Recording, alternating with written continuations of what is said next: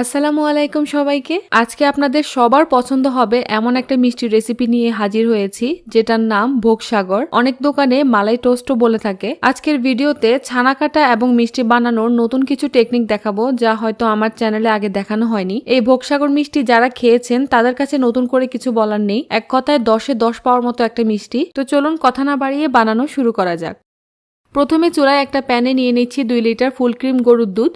দুধটাকে নেড়েচেড়ে একটা বলক তুলে নিতে হবে। বলক আসতে আসতে আমরা ভিনেগারটা রেডি করি। প্রতি 1 লিটার দুধের জন্য নিতে হবে 1 কাপ পানি। এখানে আমি 2 লিটার দুধের জন্য নিয়ে নিচ্ছি 2 কাপ পানি। আর প্রতি 1 কাপ পানির জন্য আমরা দিব মাত্র 1 টেবিল চামচ ভিনেগার।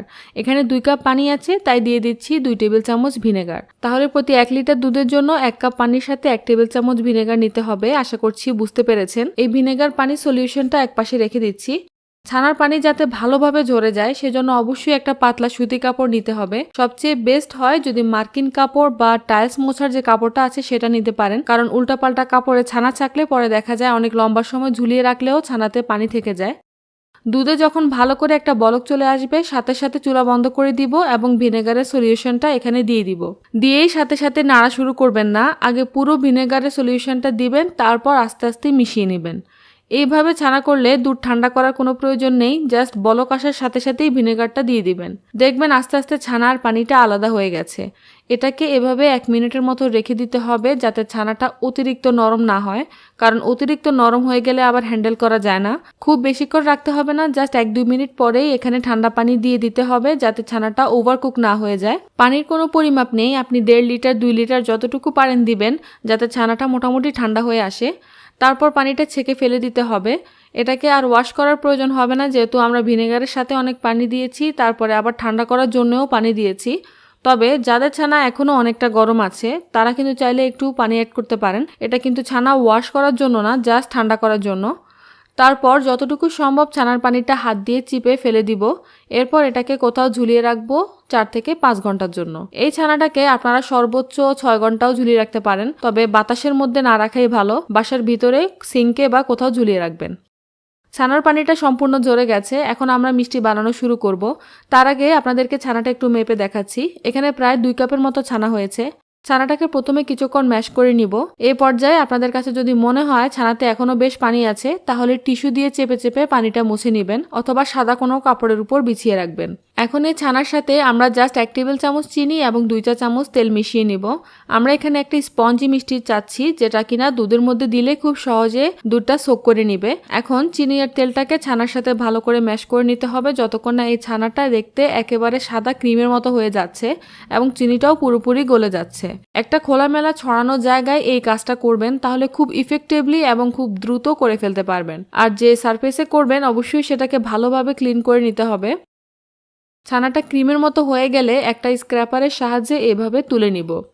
এখন এই ছানাকে মিষ্টি যে সাইজে বানাবেন সে আন্দাজে ভাগ করে নেবেন। যদি ছোট ছোট বানাতে চান তাহলে 20 পিস করতে পারেন, মিডিয়াম বানাতে চাইলে 15 পিস, আর যদি একটু বড় বড় বানাতে চান তাহলে 12 পিস করতে পারেন। এটা সম্পূর্ণই আপনাদের ইচ্ছে। মিষ্টিটা আমি শেপ দিব তার আগে আমি শিরা রেডি করে ফেলবো যাতে মিষ্টিগুলো শেপ দেওয়া হয়ে গেলে সাথে সাথে আমি শিরাতে ছেড়ে দিতে পারি।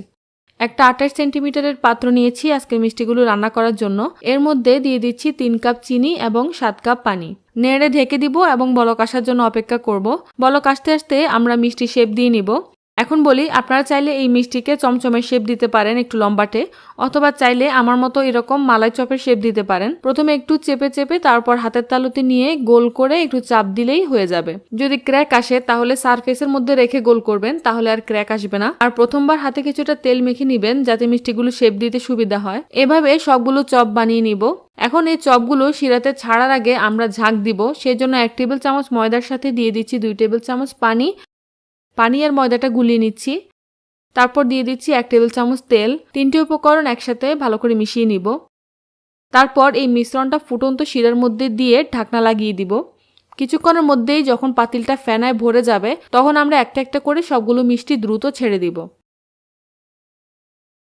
সবগুলো মিষ্টি দেওয়া হয়ে গেলে ঢাকনা লাগিয়ে দিব। চুলার আঁচ হাইতে রেখে এই মিষ্টিগুলোকে সর্বমোট 20 মিনিটের মতো রান্না করব।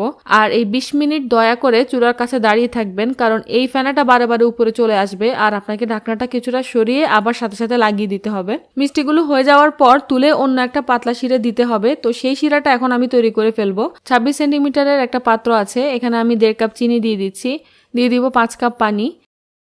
এই চিনি আর পানিটাকে জাস্ট মিশিয়ে একটা বলক তুলে ঢাকনা দিয়ে রেখে দিব। যখন আমরা মিষ্টিগুলো এই শিরাতে দিব তখন এই শিরাটা ফুটন্ত গরম হতে হবে।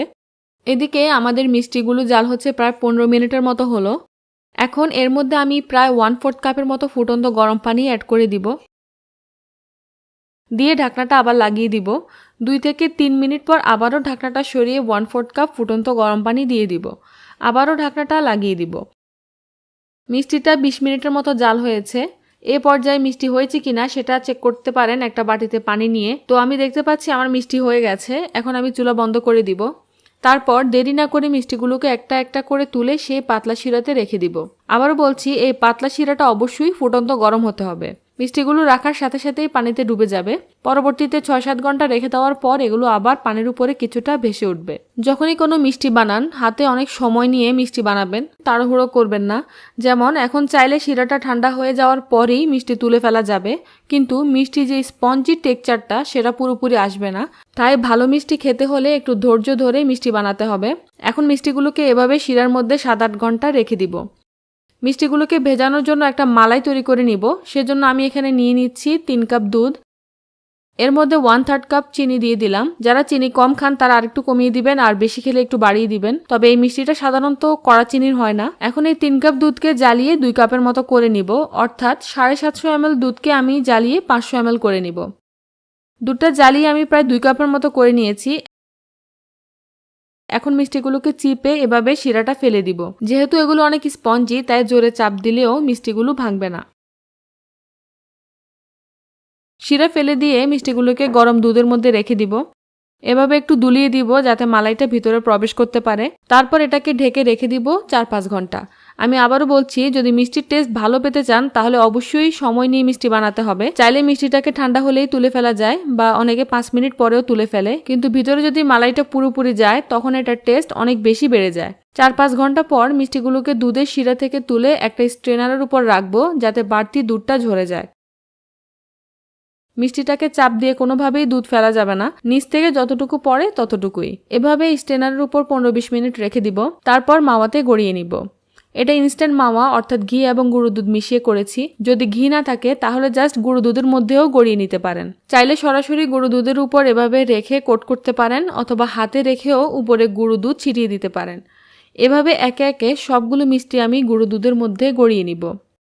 এখন ফাইনালি মিষ্টিগুলোকে ফ্রিজে রেখে ঠান্ডা করতে হবে, কারণ এই মিষ্টিটা ঠান্ডা ঠান্ডা খেতে যে কি মজা তা বানিয়ে না খেলে বুঝতে পারবেন না। আজকের এই ভিডিওটা আপনাদের কাছে কেমন লেগেছে কমেন্ট করে আমাকে জানাবেন। আমি আপনাদের কমেন্টগুলো পড়ি, আমার অনেক ভালো লাগে। তো সবাই অনেক ভালো থাকুন, সুস্থ থাকুন, এই দোয়ায় আজকে এখানেই বিদায় নিচ্ছি। আসসালামু আলাইকুম।